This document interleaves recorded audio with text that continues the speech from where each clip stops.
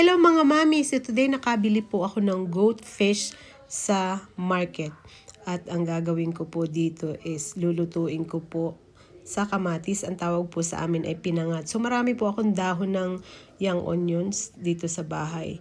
So inilagay ko po dun sa ilalim, tapos naghiwa po ako ng kamatis at isinapin ko dyan. And then, yan, ipatong na natin isa-isa dyan sa ibabaw. Mahal po ito dito sa Europa, kaya lang parang nami-miss ko yung dalagang bukid natin. Parang ganun ng itsura niya. So nilagyan ko siya ng maraming bawang, luya, sibuyas.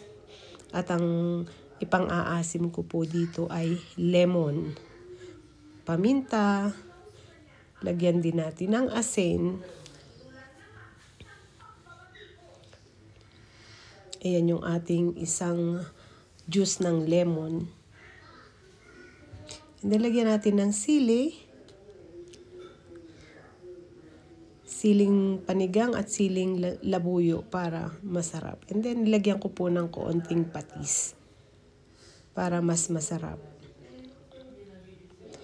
At saka, ganyan lang po yung nilagay kong tubig. Konti lang yung takalan sa bigas. Then, pakuluin nyo lang. Mga 15 minutes and then ready na. Ay, napakasarap po nung sabaw niya. Talaga namang nakakamiss yung ganitong luto. Enjoy! Salamat po!